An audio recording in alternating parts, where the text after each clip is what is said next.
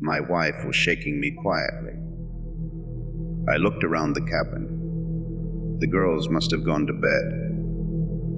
The fire had burned down to embers.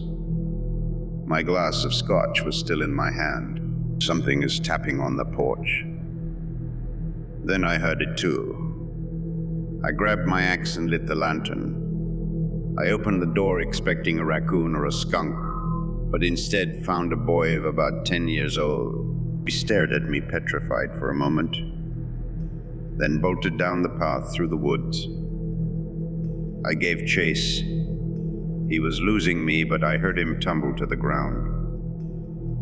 I leapt on top of him in a rage. "Why were you knocking on my porch?" I screamed. "My uncles told me to," he stammered. I was no longer angry, but confused. "But why?" I asked. "To get you out of the cabin.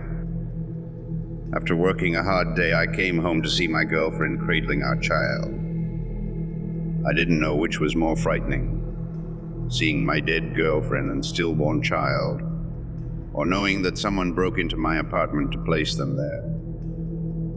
My daughter woke me around 11:50 last night. My wife and I had picked her up from her friend Sally's birthday party, brought her home, and put her to bed.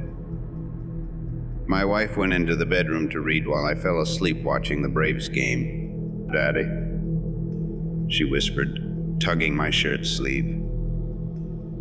"Guess how old I'm going to be next month?" "I don't know, beauty," I said as I slipped on my glasses. She smiled and held up 4 fingers. "It is 7:30 now. My wife and I have been up with her for almost 8 hours.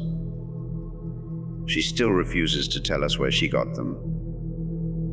Last night a friend rushed me out of the house to catch the opening act at a local bar's music night.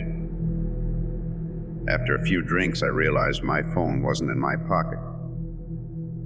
I checked the table we were sitting at, the bar, the bathrooms, and after no luck, I used my friend's phone to call mine.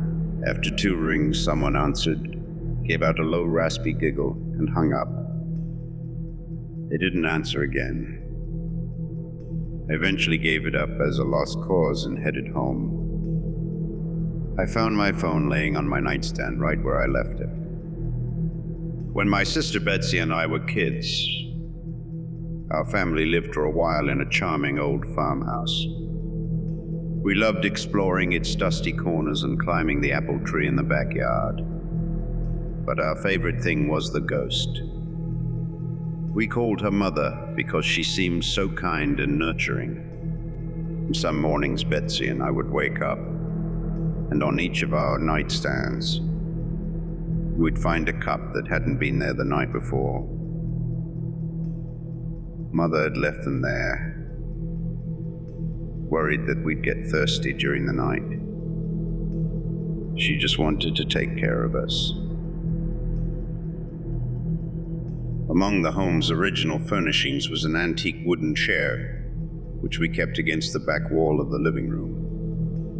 Whenever we were preoccupied watching TV or playing a game, Mother would inch that chair forward across the room, toward us.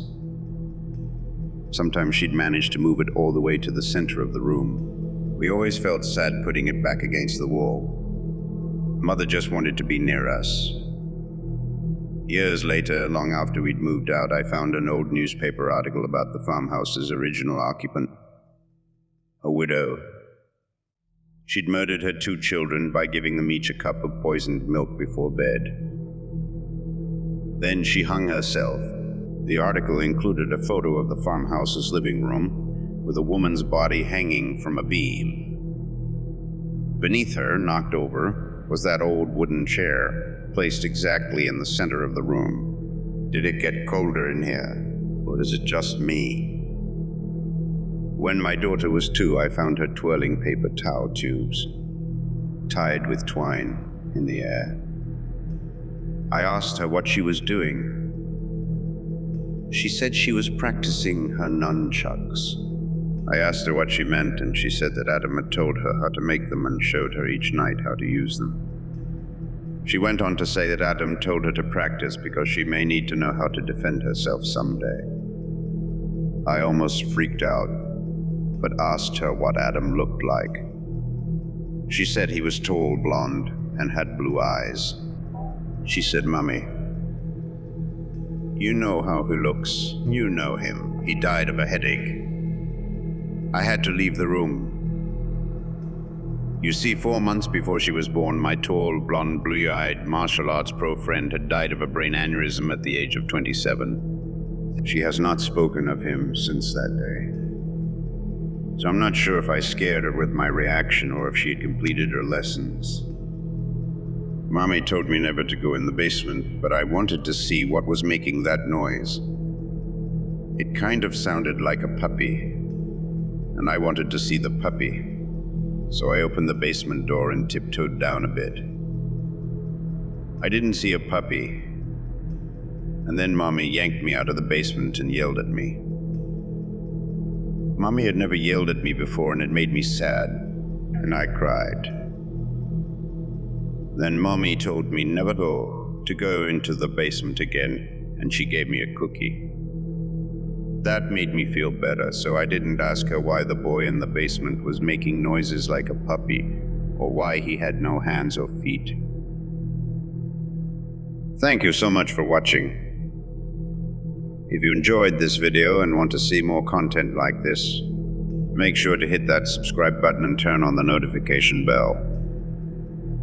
That way, you won't miss any of our future uploads. We're always exploring and sharing spooky horror stories, so you definitely don't want to miss out. Join our growing community of Creepverse Chronicle subscribers, and let's dive into more thrilling adventures together. Don't forget to give this video a thumbs up if you liked it, and feel free to leave your comments and suggestions down below. Until next time, stay curious and stay scared.